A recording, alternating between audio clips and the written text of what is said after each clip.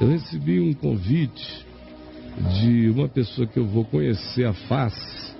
Agora, eu nunca vi a face dela. Vou ser apresentado a ela nesse instante, tanto quanto você. Ela é psicanalista, é a Tati Hades, que me convidou para ir ao programa dela em São Paulo. Um programa de televisão na internet, veiculado também na TV UOL, sobre psicanálise. E ela gostaria de conversar e abordar alguns temas comigo.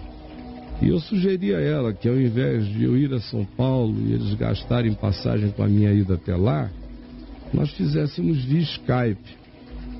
E que ela poderia, durante 45 minutos, me entrevistar num programa que ela depois vai dizer onde vai passar na quarta-feira e quais são os desdobramentos dele na rede. De modo que eu sei que o seu interesse, Tati, se você já está por aí. Oi, Tati, tudo bem? Olá, querido, tudo ótimo. E você? Tudo em paz, graças a Deus. É um prazer ter você aqui comigo no Papo de Graça e estar no seu programa.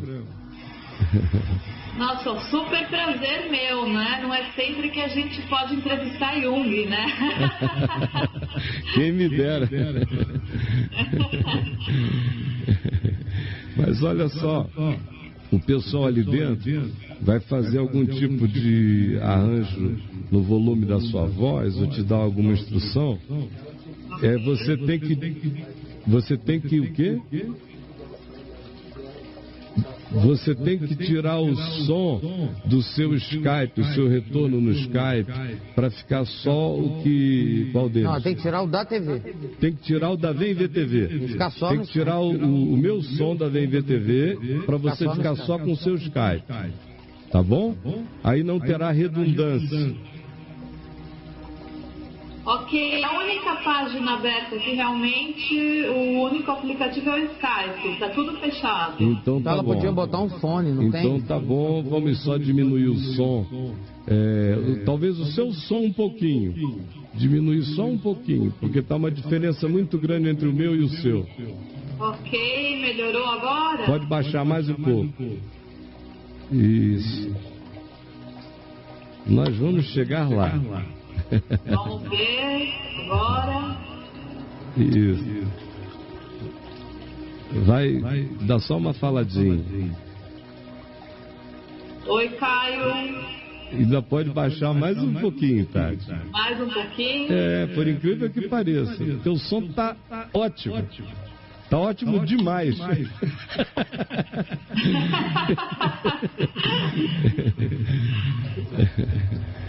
Então tá bom, vamos deixar o som, a gente vai ajeitando e vamos começar a nossa conversa importante. Eu estou às suas ordens, você pode dispor de mim à vontade, Tati.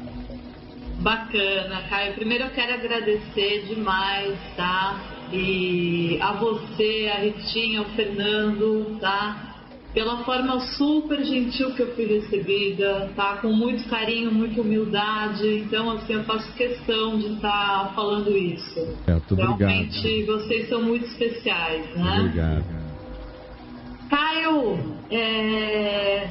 minha primeira pergunta tem muito a ver com o que você estava falando um pouco dessa questão do jardim, né? Uhum. Me lembrou do Erich Fromm, na década de 70, quando ele fala de amor, ele diz o quão importante é que exista uma construção, né, do amor. Quer dizer, eu preciso ceder, o meu parceiro precisa ceder, e a gente vai construindo esse amor. E eu faço um link aqui com o Bauman, né, o sociólogo, que fala dessa sociedade líquida, rápida, amores muito rápidos, né, noitadas. Então eu acho muito interessante quando ele fala assim, a gente troca de carro, de TV, né, de computador, de pessoas, né, de amores. Eu queria saber qual que é a sua opinião sobre essa questão do amor rápido, o amor líquido, e indo um pouco mais além, aonde você acha que a gente vai chegar, né?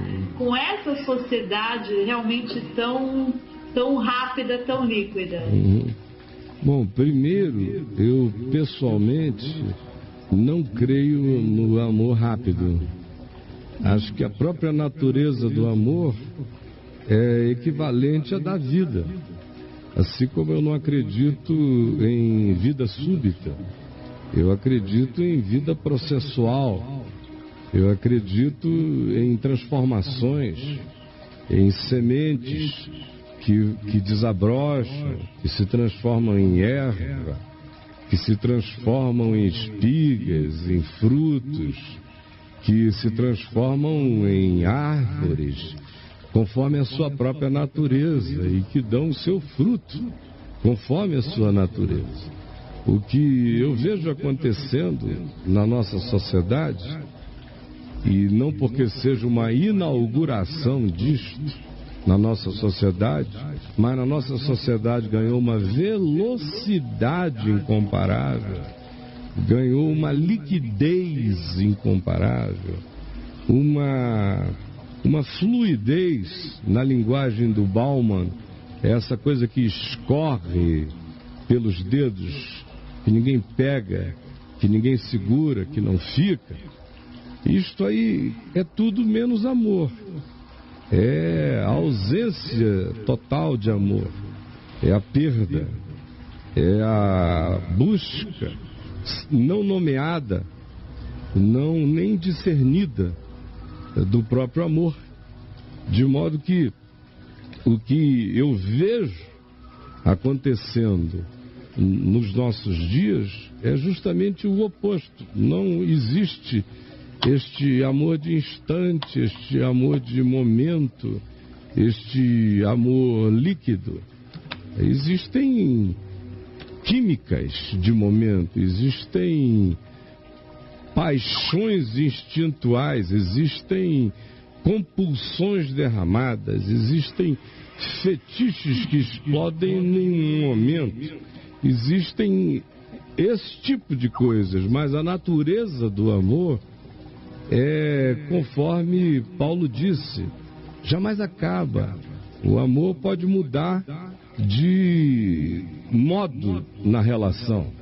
Ele pode começar como um amor fraterno, que eventualmente se conjugalize ou se sinta sexualmente atraído por alguém e se desenvolve, mas se algum dia ele deixar de ser esse amor sexualmente atrativo, eu não acredito que ninguém desame quem um dia amou.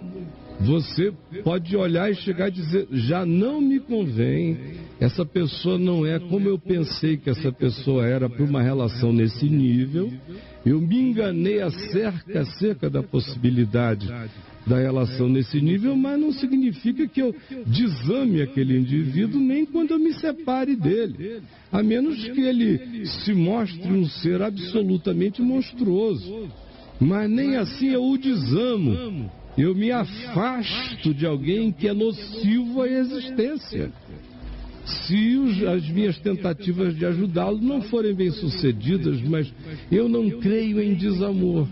Por isso, tudo que eu vejo acontecendo à nossa volta, no que diz respeito a essas instantaneidades, a liquidez desses encontros, é justamente o encontro dos desamados e dos que sofrem fobia de amor.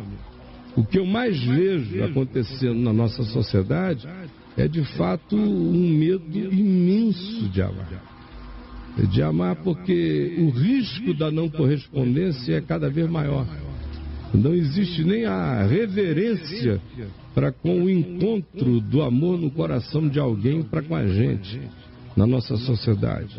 Quando você encontra alguém te amando, a quem você não ame, em geral é uma pessoa para ser escravizada, não é uma pessoa para ser reverenciada, como em muitas outras ocasiões já foi. Porque isto é deste modo, e cada vez mais assim, as pessoas vão ficando com um medo imenso de se entregarem a todas as formas de amor. Agora, eu também creio que o amor é uma construção. Amor é feito de escolha, amor é decisão.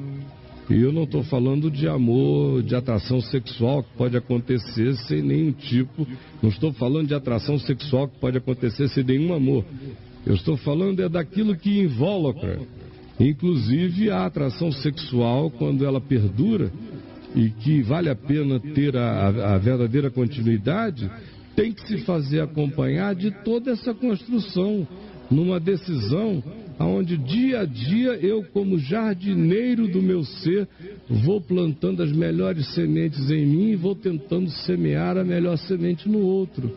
Do contrário, eu terei uma selva, um cipoal, mas nunca terei um jardim relacional. Bacana. Caio, quando eu falei que eu iria te entrevistar, né, eu recebi muitos e-mails, né, do meu público, e eu achei curioso que a grande parte gostaria que você falasse sobre a questão da traição. Então, muita gente me disse o seguinte: pergunta para ele, né, diz assim: eu tô casado há X tempo, realmente eu gosto da pessoa. Mulheres e homens, tá, Caio? Assim, um mesmo número aí, tá?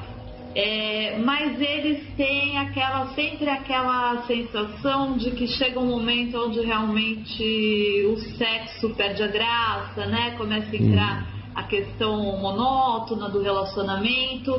E eles gostariam de saber de você o que você acha dessa questão da traição, do adultério, né? Porque muitos confessam, falam: olha, eu realmente traio, mas eu continuo amando, né, a minha esposa, o meu marido, enfim. É possível, Caio, na sua visão, a gente trair, né, por esse desejo erótico, sexual, e continuar amando? Quer dizer, existem essas duas formas de amor aí, de relacionamento? O que você acha? Olha, eu acho que alguém não está sendo amado, amada, quando isso acontece. Porque a pessoa a quem a gente diz que ama, nesse caso, é aquela que não sabe que eu a amo traindo-a. Para mim parece uma contradição absoluta de termos. Porque eu amo muito alguém a quem eu traio regularmente. Mas morro de amor, não deixei de amar essa pessoa. E ela só não pode saber que eu regularmente atraio. Só um detalhe, né? Só um detalhe. Ela não pode saber disso sob hipótese alguma.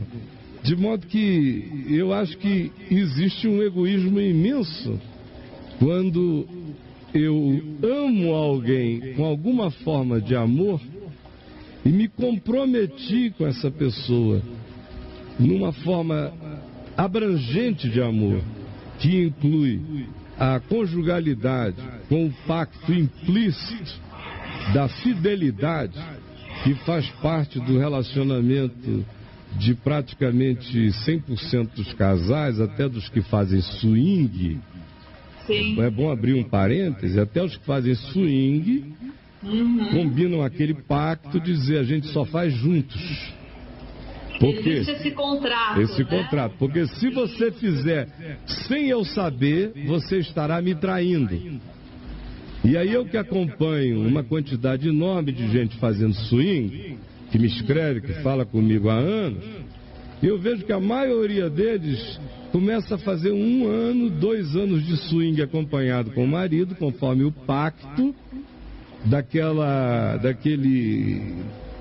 comuna sexual, até que a mulher ou o marido se apaixonam por alguém de dentro da comuna.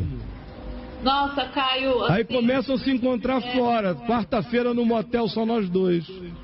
Sim, exatamente. Eu também tenho essa sensação com os meus pacientes, assim... Não, é uma maravilha, quer dizer, realmente o nosso acordo, né? Dentro do nosso acordo está muito bacana, o swing, legal, ok. Mas exatamente o que você disse, quer dizer... Espera 2 anos, 3 anos. Exatamente. Então, assim, vai sair desse acordo, vai acabar tendo problema. Porque aí, o acordo já começou traído. O acordo original não era esse. Exatamente. Isso já é um subacordo. Isso já é uma medida provisória. Exatamente. Isso já é uma alteração da Constituição. Isso já chega por conta de uma Eduardo Cunhada na relação. Renan Calheiros interveio. Enfim, já tem mensalão na história. Então, claro, você só vai esperar mais 2 ou 3 anos para começar a ver que aquele vazio, que aquela oquidão que propôs a introdução do swing como uma variação de animação para a conjugalidade, já é uma declaração antecipada de que a própria conjugalidade mergulhou num vazio profundo. Só que o resultado logo a seguir será esse. É óbvio, como 2 e 2 são 4, ou como as estatísticas demonstram para quem trabalha acompanhando a sequência dos fatos todos os dias e anos a fio.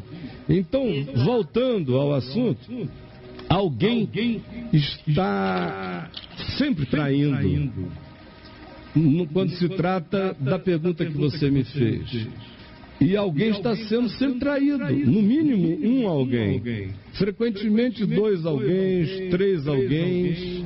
E eu não acredito que ninguém fortaleça o seu ser sobre a angústia, o engano ou a provocação de energias de desconforto, nem sempre detectadas como informação objetiva, mas sempre passadas para o cônjuge, que é aquele que não sabe que o eventual companheiro ou companheira que dizem que os amam tem um relacionamento paralelo. Mesmo que o cara não diga nada ou que a mulher não diga nada, a energia vaza. A energia vaza sempre. A mulher pode não saber objetivamente da informação da traição, mas ela sente o desassossego energético, psicológico. Ninguém consegue conviver com o outro e ter um mínimo de convívio, de conjugalidade, e não se tornar, de algum modo, minimamente simbiotizado, capaz de perceber e fazer leituras sutis da energia do outro. De modo que, mesmo quando a informação não chega, o desconforto está implantado.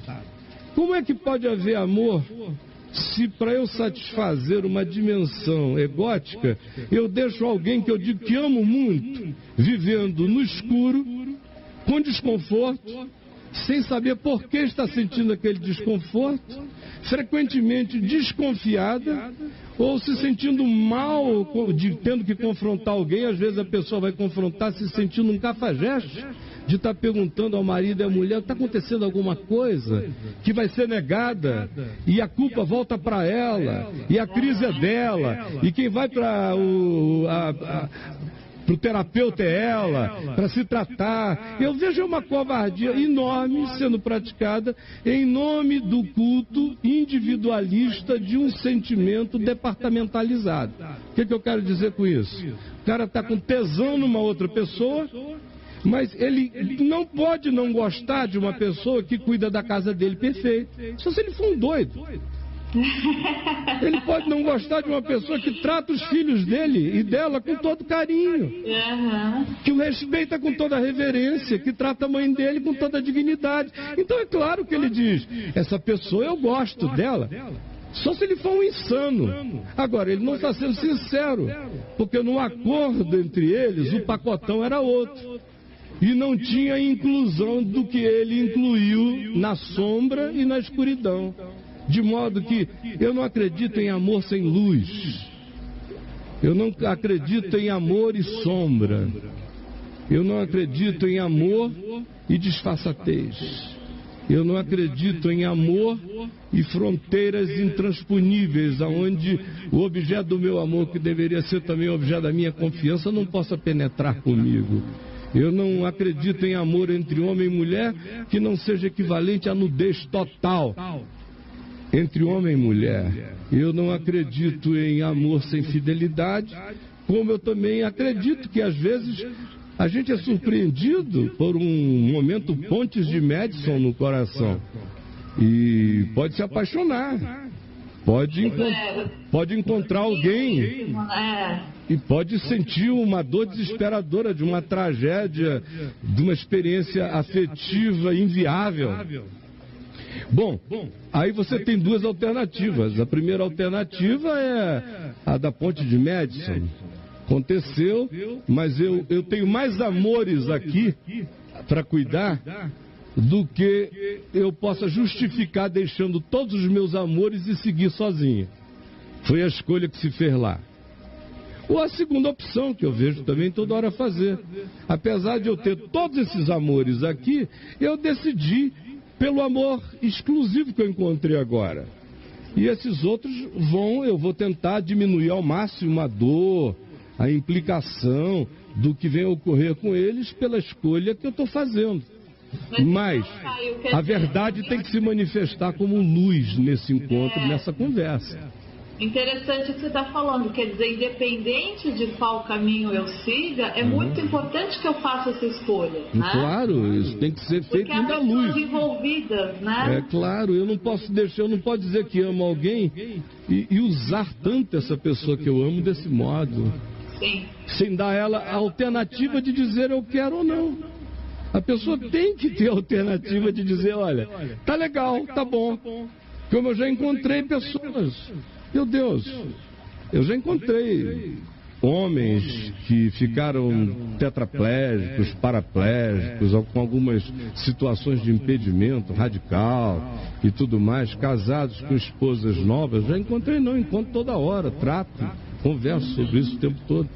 E chegam com toda a hombridade, veem depois de um tempo que aquilo ali vai ser complicado e pesadíssimo para o outro e dizem, olha, se você está livre, nossa relação não tem que continuar, não fique com pena de mim, eu estou sem nenhuma autopiedade, nós vamos ser amigos, você me dá uma força aqui e ali, mas eu quero que você fique livre para viver a sua vida. Como eu encontro pessoas que de volta dizem, eu não quero nunca te deixar.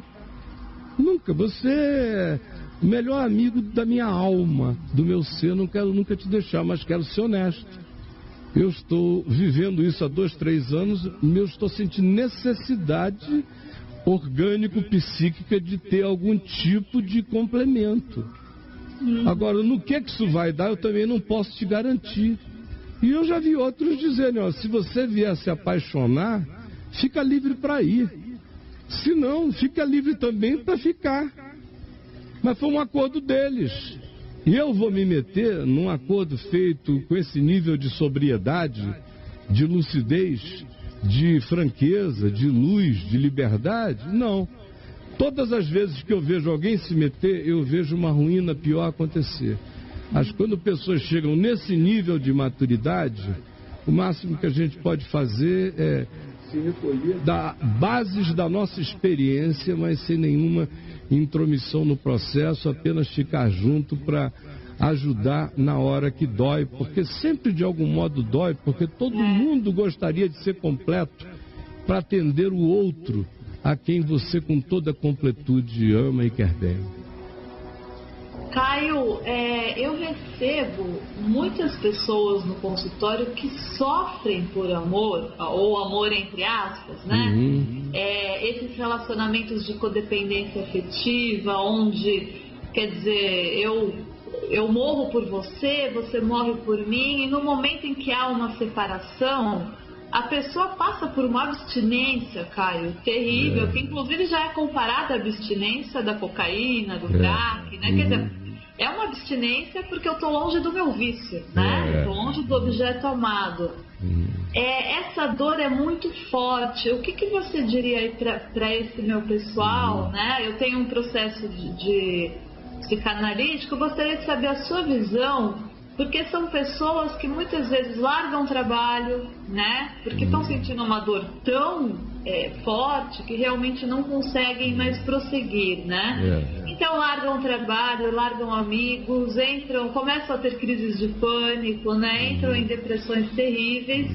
E a sensação, né, é uma coisa que eu acho interessante, Caio, quando eu questiono para essas pessoas, por exemplo, como é que é você com você sozinho? Se você não consegue achar nada, né, de interessante, de gostoso, a pessoa fala não.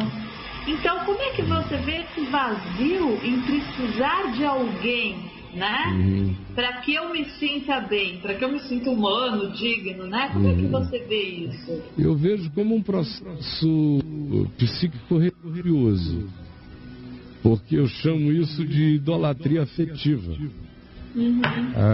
É um culto,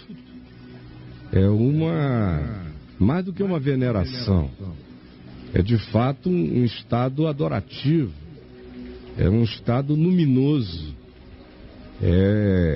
A pessoa foi involucrada pelo mágico, ela foi coberta por um manto de onipotência. Na realidade, é um manto de onipotência. O outro é o significado do meu ser. Há uma transferência existencial absoluta do tipo que nem Deus quer. Só o Deus das seitas é que deseja. Só quem quer entrega tão radical, tão sem eu, tão sem nada, é o Deus das seitas, é o Deus desses grupos que a gente vê à nossa volta, arruinando, matando, secando, gerando codependência mais profunda ainda nas pessoas. É um processo psicologicamente extremamente parecido com o que eu vejo acontecendo. A pessoa... É interessante o que você falou agora, né? Você vinculou aí essa questão de cultos, seitas, quer dizer, eu vou fazer um paralelo aqui que eu acho interessante. O amor, a necessidade do amor à religião, independente qual seja, tá? Como é que você vê essas pessoas que, muito diferentes de você, né, usam dessa necessidade, desse amor e desse vazio dessas pessoas, né, que estão precisando urgentemente de uma esperança, né? Essas pessoas que usam isso para, vamos falar, para gerar empresas, né? Grandes negócios, né? Bom, eu acho que essas são as pessoas mais abomináveis da face da terra, segundo o Evangelho.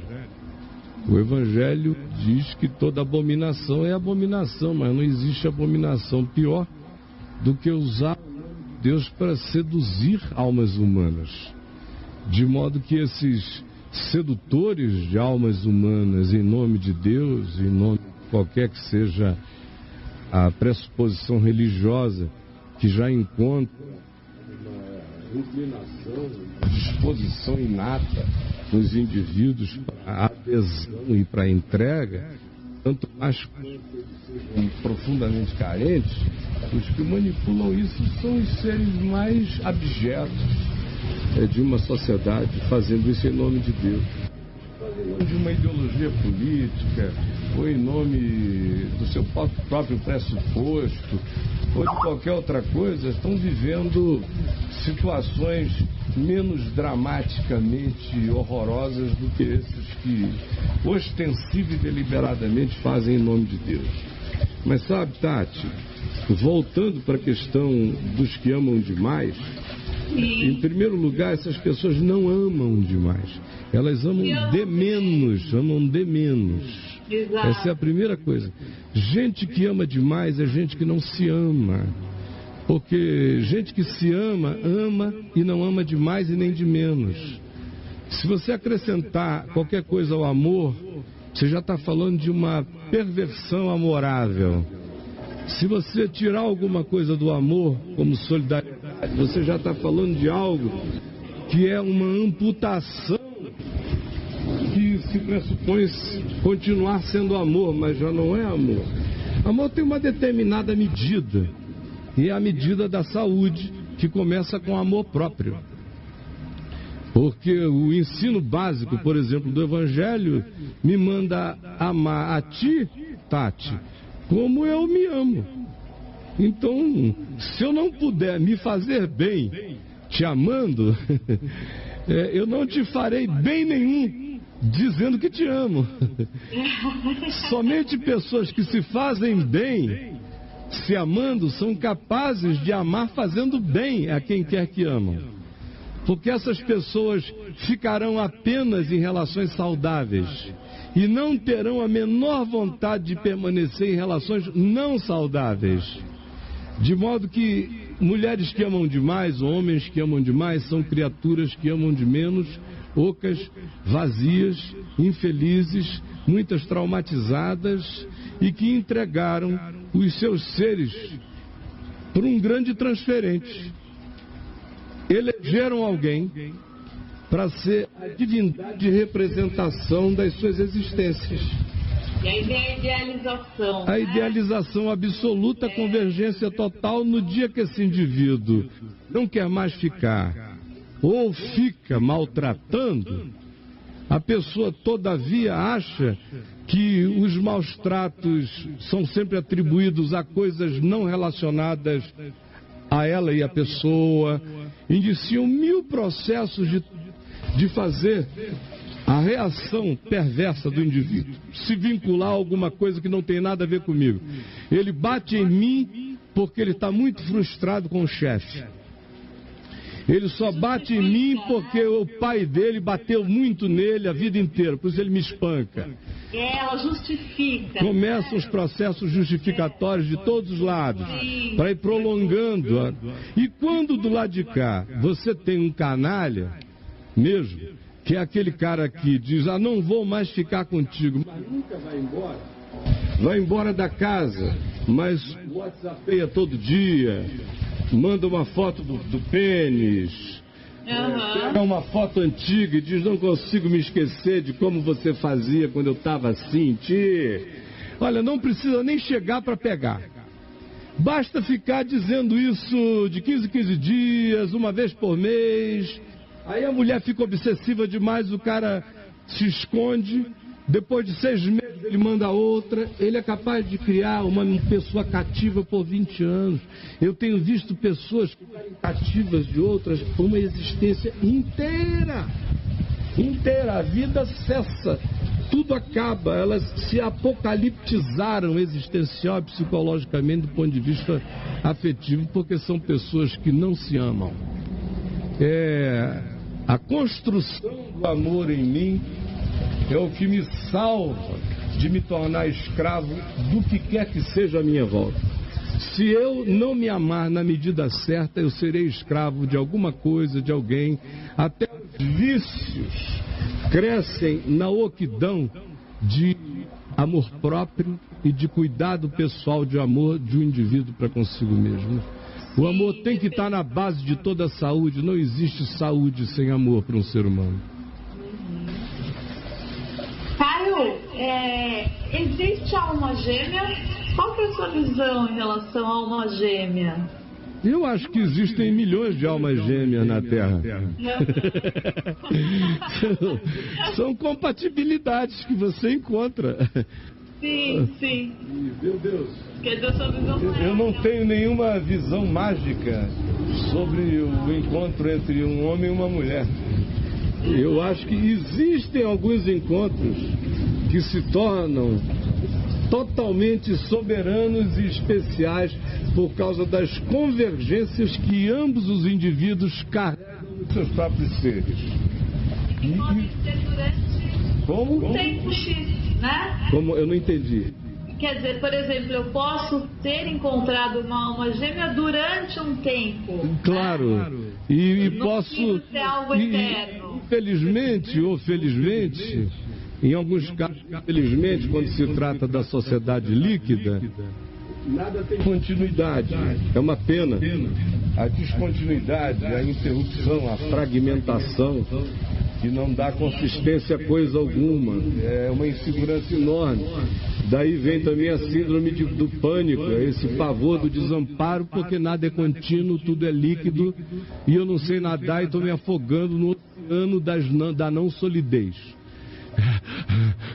É o pânico inexplicável da alma. Agora,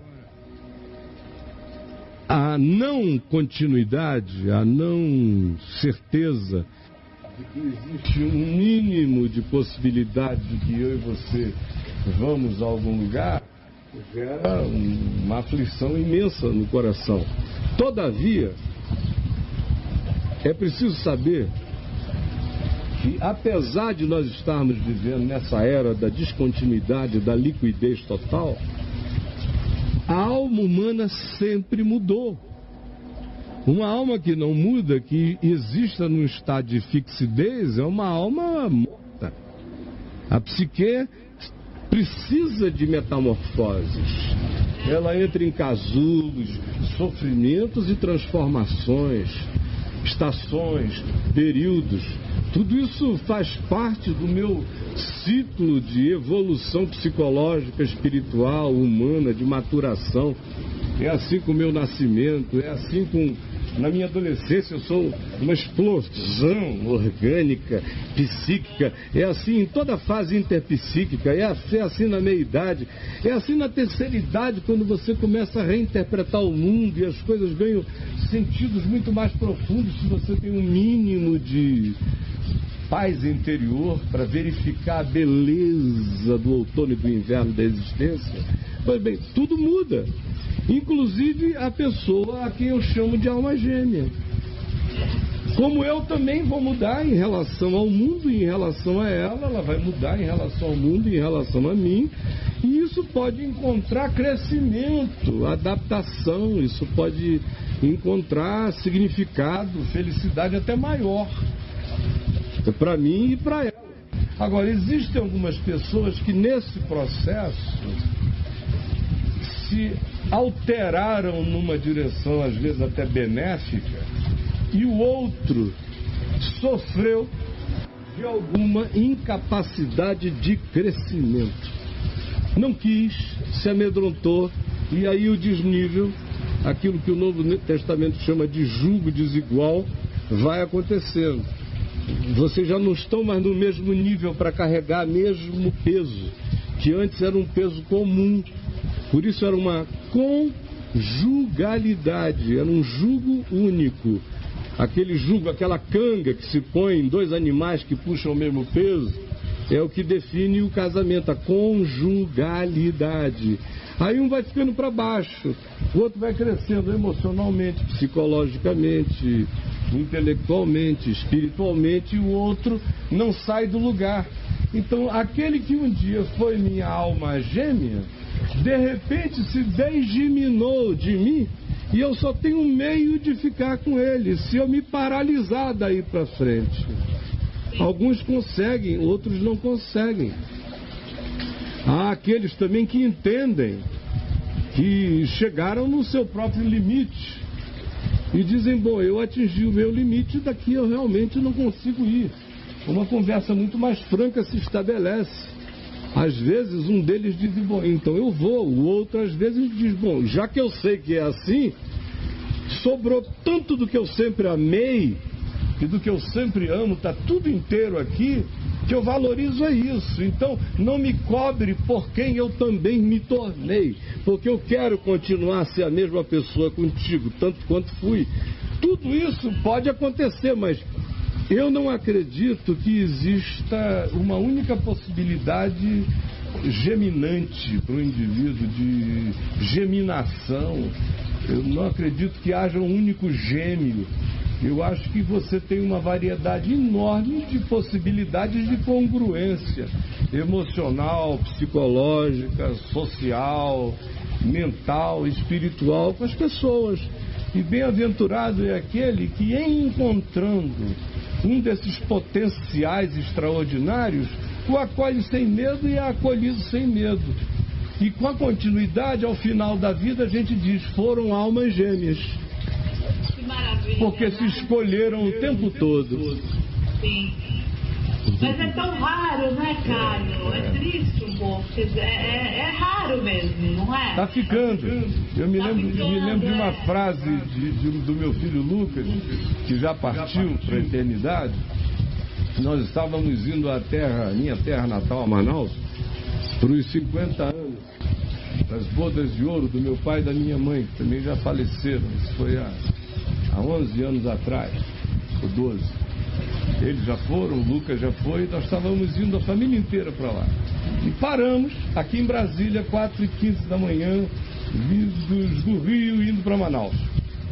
E eles me pediram, na conexão aqui do aeroporto de Brasília, para eu contar a história do encontro do meu pai e da minha mãe. E eu fui contando a história, acabou que a conexão durou quase 3 horas a espera, eu contei a história inteira deles, até agora. E quando acabei de contar, o meu filho, Lucas, virou e falou, o vovô e a vovó merecem se casar, eu estou indo lá com todo respeito. E eram as bodas de ouro. Em outras palavras, eles pela vida provaram que se casaram. Então vamos comemorar as bodas de ouro porque elas são verdadeiras. São verdadeiras, exato. Que idade ele tinha, né? Quando ele falou isso foi um ano antes dele partir, ele tinha 23 anos, 21 anos. 21 anos. Tá. Caio, a gente tem mais tempo? Por mim, eu falaria com você 3 dias, né? Ué, como é que caiu o 3? A gente pode marcar outros encontros. Com toda alegria. Se você quiser, a gente marca de vez em quando, uma vez no mês, um papo. Você que define. Posso fazer só uma última, pelo que você concluiu aqui do seu filho? Primeiro, eu sinto muito, tá? Eu gostaria de saber, uma outra questão, como é que você enxerga essa questão? Primeiro, esse amor de pai para filho é o mais forte realmente, né? Eu não tive filhos, mas eu imagino realmente que seja algo muito visceral, né? E como certeza. É que você lida com a questão do luto? Do luto? Isso. Olha, eu sou um homem de fé e isso, não sou religioso, embora eu tenha sido ministro presbiteriano 25 anos da vida e seja chamado de pastor, de reverendo, me titularizado mais nessas áreas do que em outras, mas o meu ser é um ser sem cheiro de vela, de incenso. O meu ser não carrega culto a ritos. O meu ser não tem esses vínculos com o que se caracteriza como sendo o domo, o aparato e a cobertura da religião. Eu sou uma pessoa de espiritualidade, de fé em Jesus. E eu não creio na morte, eu creio na vida. Eu sou um ser da vida, não desta vida biológica apenas, só uma dimensãozinha, uma casquinha. Eu estou aqui, você está vendo uma carcaça. Eu sou um espírito, esse corpo está sendo usado por esse ente espiritual cujo nome nem Caio é. Eu vou saber qual é o nome desse ente no dia da minha individuação absoluta. Quando eu ganhar na simbologia do Apocalipse uma pedrinha branca com o meu novo nome inscrito nessa pedrinha. Esse novo nome diz que ninguém conhece no universo, exceto aquele que me criou, e eu que o receber, eu vou saber qual o nome do meu ser. Eu, todavia, não morro. Eu sou um ser nem imortal. Imortalidade é o que é uma transcendência do mortal, é a imortalidade. Portanto, mortalidade seria um achievement, uma realização do meu corpo, da minha corporalidade. Não, eu sou um ente da vida eterna. Não está em questão, eu já passei da morte para a vida. Então, quando meu filho foi, é o segundo, primeiro eu sepultei um pequenininho, depois um de 21 anos, já sepultei tanta gente, eu passei a vida inteira sepultando pessoas. Desde os meus 19, 20 anos que eu sepulto pessoas. E como pastor, eu também sou um consolador de pessoas que estão nesse estado e que não entenderam a passagem. Mas a vida inteira eu lidei do mesmo jeito. A primeira pessoa impactante que eu perdi foi meu irmão, de 19 anos, quando eu tinha 21.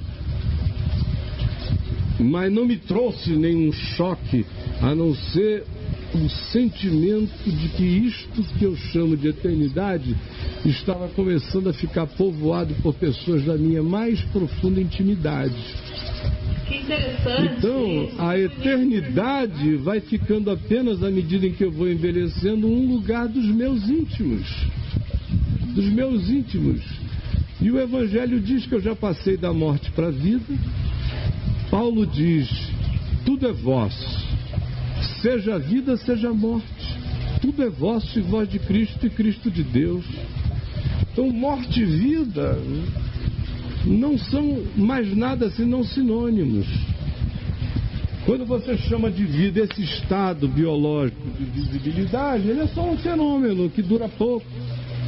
Eu estou há alguns anos de deixar de ser um fenômeno visível. Estou com 60 anos, daqui a um pouquinho eu já não estou aqui. Vão ficar pensamentos, ideias, sentimentos, memórias, outras coisas, mas eu terei partido para aquilo que me define de maneira absoluta, para minha individuação em glória.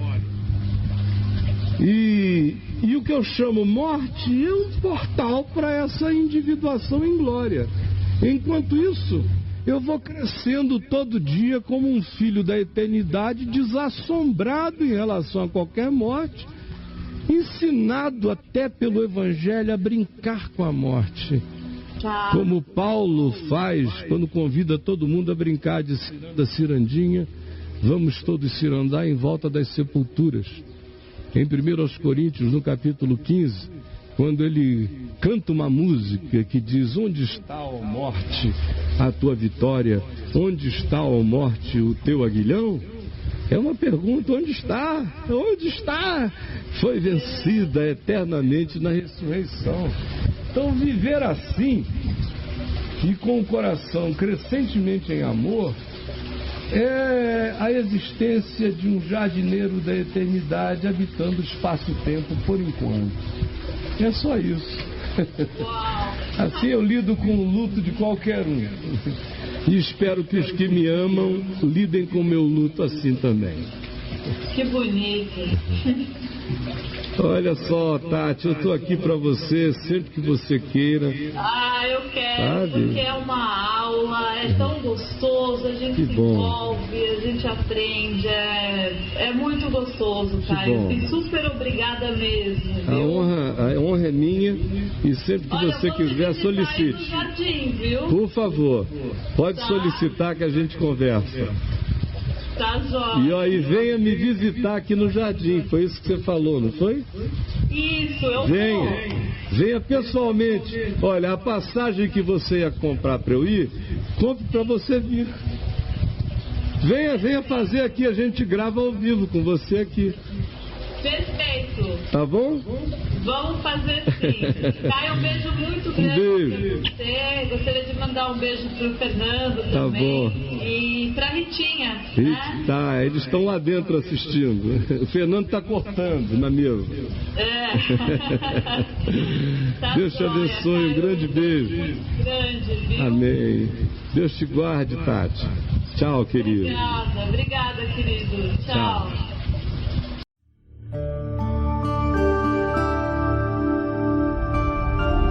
VNV TV, o canal é você.